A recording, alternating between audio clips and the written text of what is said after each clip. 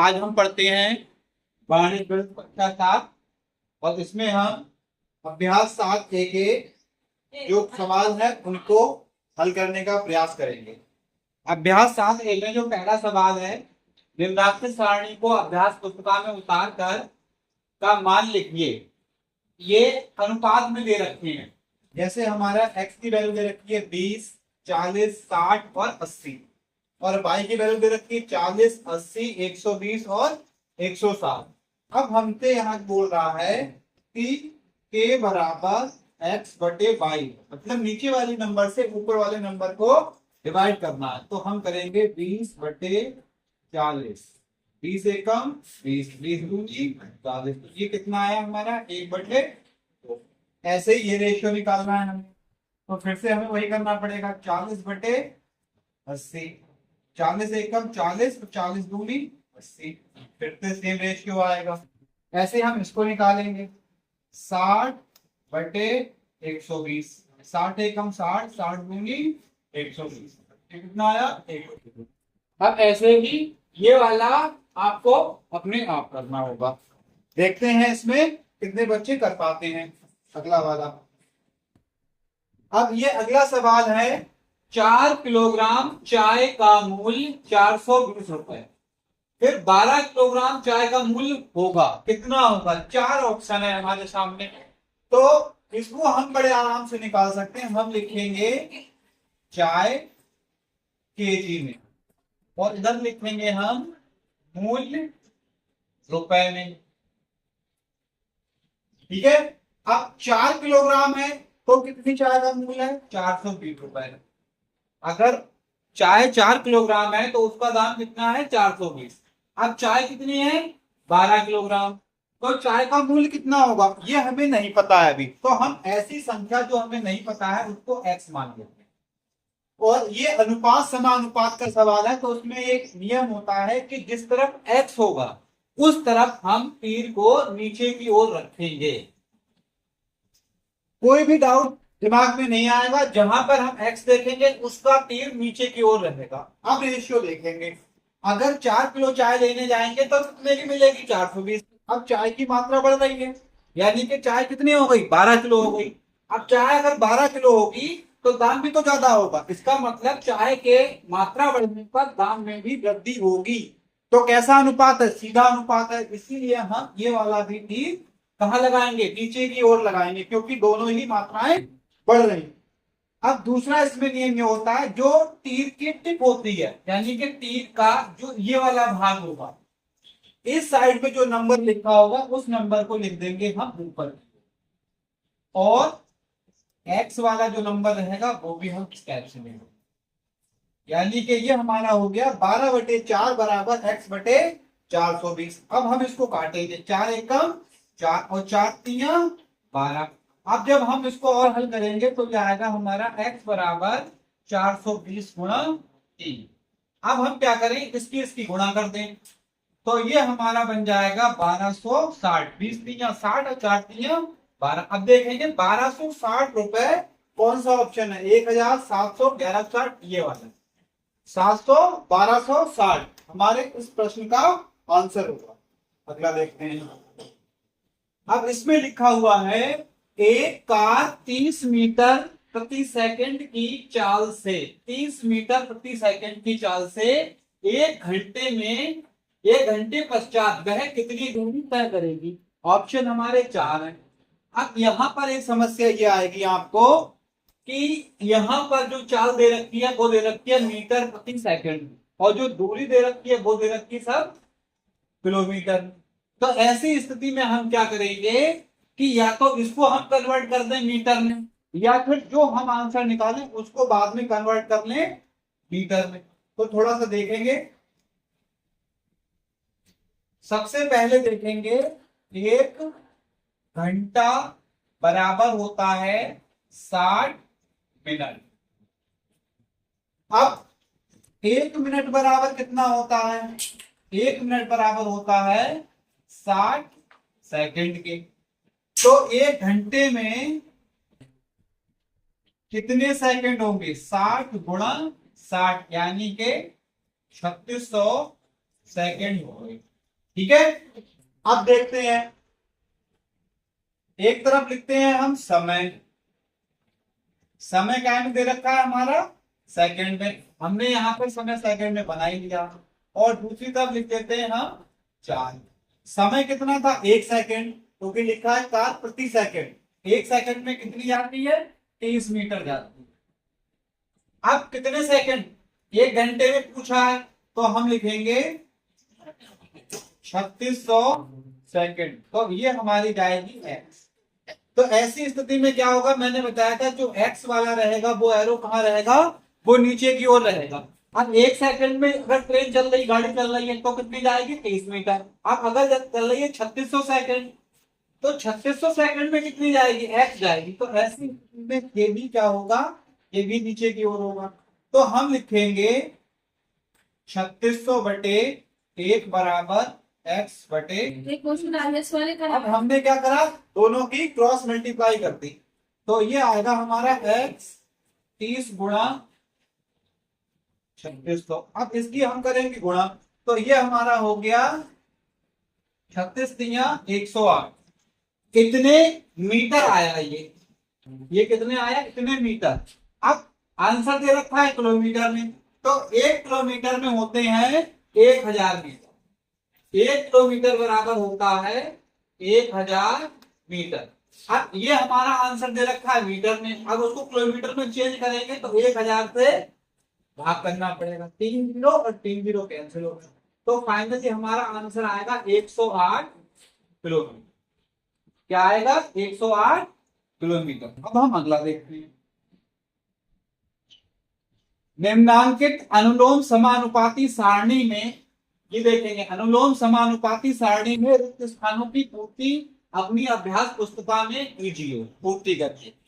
जैसे अगर मजदूर की संख्या x यानी कि 1 है, तो मजदूरी रुपए में कितनी होगी 50। ठीक, अब अगर मजदूर लगा दिए 2, तो हमें मजदूरी कितनी देनी पड़ेगी, एक मजदूर पर अगर हम 50 रुपए खर्च कर रहे हैं, तो ऐसी स्थिति में 2 मजदूरों पे हम कितने रुपए खर्च करेंगे भाई, 2 गुणा 50 कितना हुआ 100 रुपए देने पड़ेंगे 2 के लिए। अगर हमने 150 रुपए खर्च करने हैं, तो हम कितने मजदूर लगा सकते हैं, तो हमें 3 मजदूर लगाने पड़ेंगे। अगर हम 4 लगा रहे हैं, तो हमें कितने देने पड़ेंगे, एक को दे रहे थे 50, तो 4 को कितने देने पड़ेंगे, 4 गुणा 50 यानी के 200 रुपए। अगर हमने 5 मजदूर लगाए हैं, तो हम कितने रुपए देंगे, ये वाला आप लोग खुद बताएंगे। अगला देखते हैं, अगले में लिखा है 6 कलमों का मूल्य 24 रुपए है, तो 10 कलमों का मूल्य बताइए। तो हम एक साइड लिख लें कलम और एक साइड लिख लें मूल्य। कलम कितने हैं 6, मूल्य कितना है 24 रुपए। अब हमसे क्यों निकलवा रहा है, वो है 10 कलम, तो हमें पता नहीं है, हमने एक्स मान लिया। और मैंने बताया था जो एक्स साइड होगी उस पर एरो नीचे की ओर ही होगा। अब यहां देखेंगे कलम 6 थे तो मूल्य 24 था, अब कलमों की संख्या बढ़ रही है तो दाम में भी तो वृद्धि होगी, इसलिए सीधा सीधा अनुपात है, तो ये भी एरो नीचे की ओर होगा। तो इसको हम जब हल करेंगे तो लिखेंगे 10/6 बराबर x/24। अब हमें x की वैल्यू निकालनी थी, तो हम इसको लिख सकते हैं 24 गुणा 10/6, 6 कम से 6 चौक 24। फाइनली जो हमारा बचा वो आया 4 गुणा 10 यानी कि 40। ठीक है, आराम से निकाल सकते हैं। अब अगला देखते हैं, 5 मजदूरों की मजदूरी 1250 रुपए है, 8 मजदूरों के लिए कितनी मजदूरी देनी पड़ेगी। तो इसको भी बहुत आराम से निकालेंगे। एक तरफ लिखेंगे मजदूर यानी के संख्या में, और दूसरी तरफ लिखेंगे मजदूरी यानी के रुपए में। अब ऐसी स्थिति में हम देखेंगे मजदूरों की संख्या कितनी है 5, तो मजदूरी कितने रुपए देनी पड़ रही है हमें 1250 रुपए। अब अगर मजदूरों की संख्या बढ़ा दी जाए तो मजदूरी भी बढ़ जाएगी, तो ऐसी स्थिति में ये आ गया हमारा x, और x वाली साइड को हम रखते हैं नीचे की ओर। अब 5 पे 1250 खर्च हो रहे हैं, तो 8 पे हमारे पैसे अधिक खर्च होंगे, तो ये भी हमारा क्या है, ये भी हमारा सीधा सीधा अनुपात है। तो ऐसी स्थिति में हम क्या करेंगे,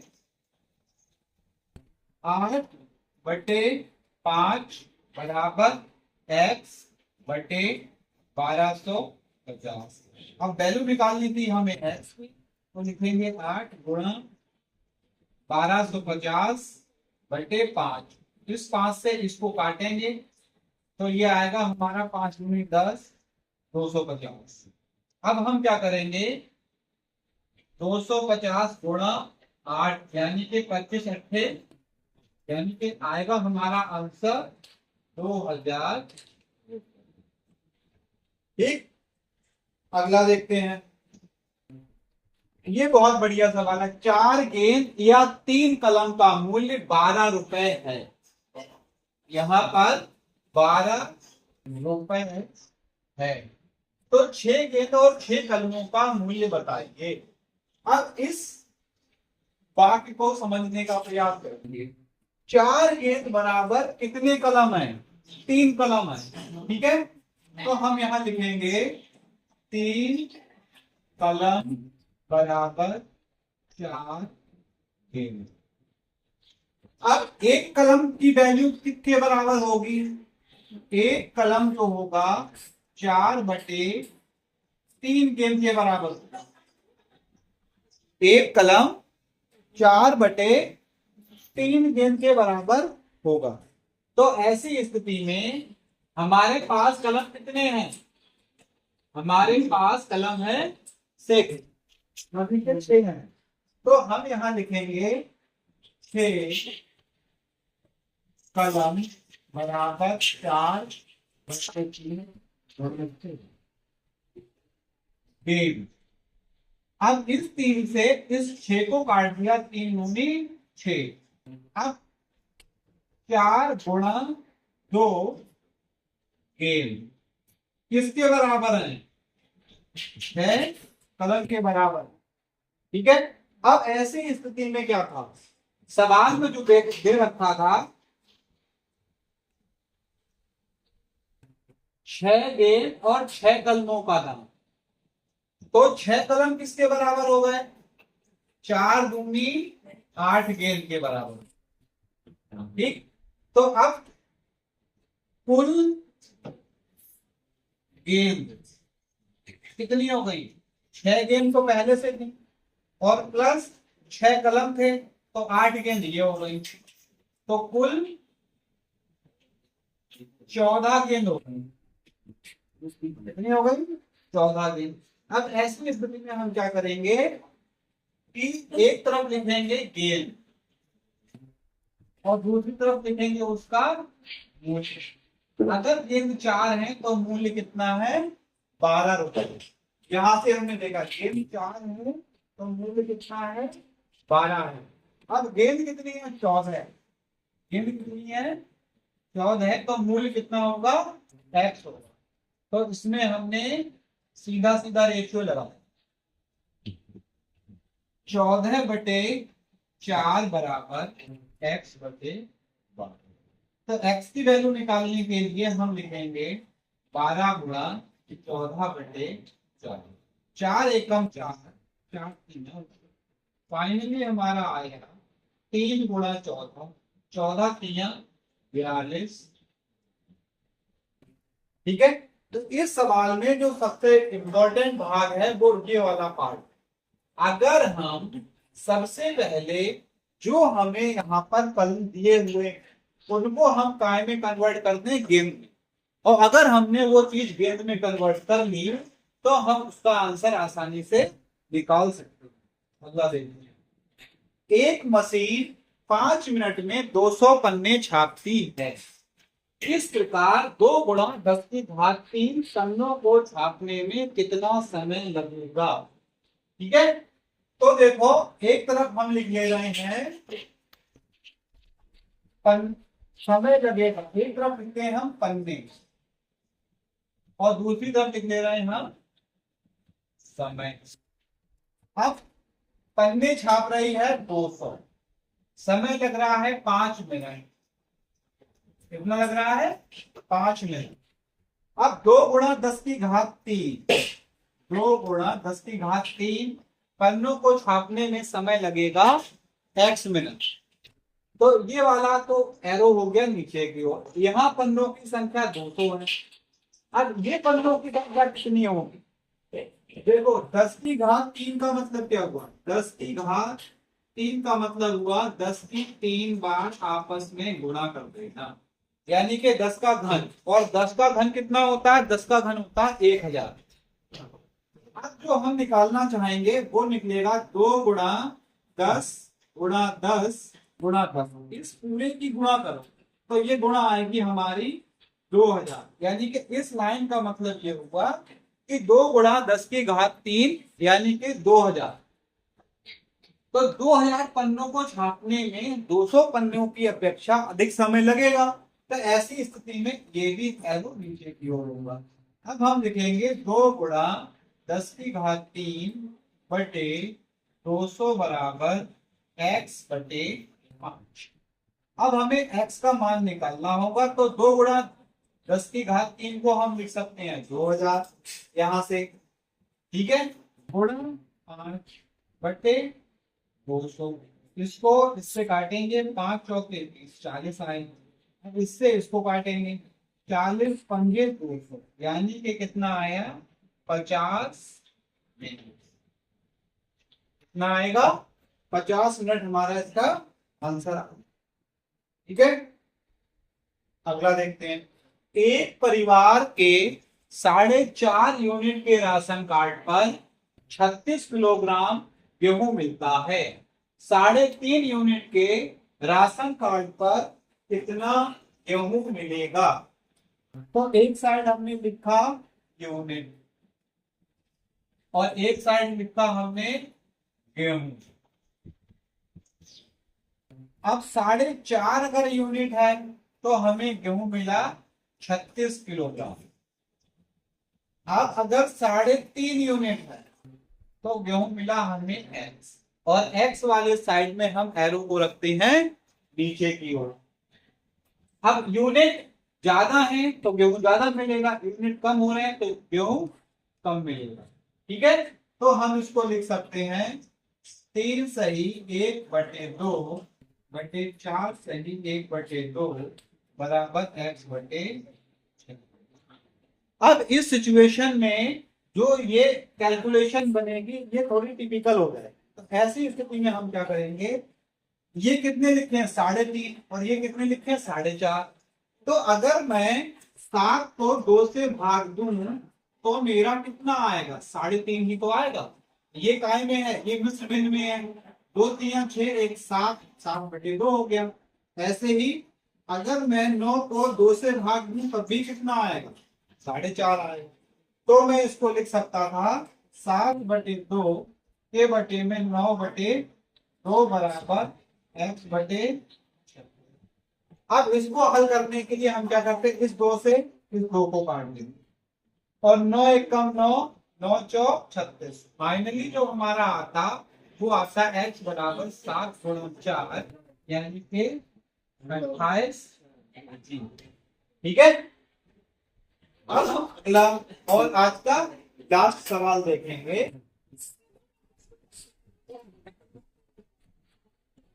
यहाँ लिखा एक रेलगाड़ी 315 मीटर लंबी है, 54 किलोमीटर प्रति घंटा की चाल से वह एक खंबे को कितने समय में पार करेगी?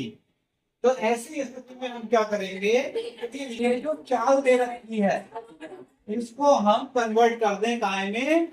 मीटर प्रति सेकंड में। अब जो हमारी चाल होती है, चाल बराबर लिखा है 54 किलोमीटर प्रति घंटा। तो हम लिख सकते हैं 54 गुणा, सीधे मैं कन्वर्ट कर दे रहा हूं 5/18। इसको हम नोट कर लेंगे। अगर यदि चाल को किलोमीटर प्रति घंटा से मीटर प्रति सेकंड में बदलना हो तो चाल में 5/18 से गुणा करते, ये भाग आप नोट कर लेंगे एक तरह। तो इससे हमने काटा 18 एकम 18, 18 तिया 14, फाइनली हमारा कितना आया 3 × 5 यानी कि 15 मीटर प्रति सेकंड। अब रेलगाड़ी की लंबाई कितनी है 315 मीटर लंबी है और किसको पार करेगी खंबे को। तो अगर हम मान लें कि खंबा हमारा यहां पर ये खड़ा हुआ है, ठीक है, ये हमारा खंबा खड़ा है। अब इधर से ये रेलगाड़ी है, ये इधर से रेलगाड़ी आ रही है। रेलगाड़ी की लंबाई कितनी है 315 मीटर, 315 मीटर। अब जब ये रेलगाड़ी पूरी की पूरी इस खंबे को पार कर जाएगी, यानी कि इस रेलगाड़ी की स्थिति कुछ इस टाइप से हो जाएगी। अब हम कह सकते हैं कि रेलगाड़ी खंबे को पार कर चुकी है।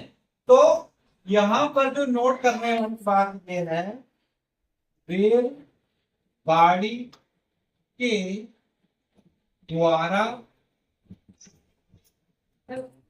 खंबे को पार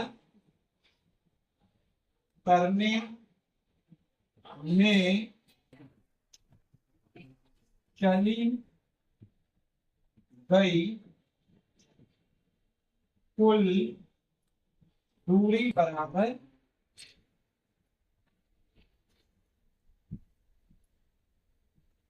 रेलगाड़ी की लंबाई। रेलगाड़ी अपनी स्वयं की लंबाई के बराबर ही अगर दूरी पार करेगी तभी वो उस खंबे को पार कर पाएगी। तो ऐसी स्थिति में हम क्या करेंगे, आप सवाल को हल करेंगे। इसको मैं मिटा रहा हूं।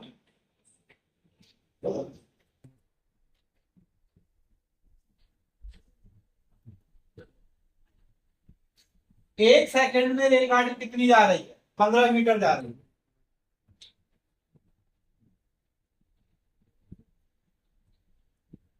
लंबाई और इधर हम लिख दे रहे हैं समय। लंबाई हमारी है 15, तो रेलगाड़ी आ जाइए 1 सेकंड, ठीक है। अब लंबाई हमारी है 315, तो रेलगाड़ी जाएगी 1 सेकंड, ठीक है। अब हम इसको निकालेंगे x/1 बराबर 315/15, 15 दूनी 30 और बचा कितना 1 और 15 एकम, तो फाइनली आया हमारा x बराबर 21। तो रेलगाड़ी उस खंबे को 21 सेकंड में पार कर जाएगी। इस तरीके से ये हमारा अभ्यास 7A के जो भी प्रश्न थे उन सारों का सलूशन मैंने यहां किया था। उम्मीद करता हूं आपको समझ में आया होगा।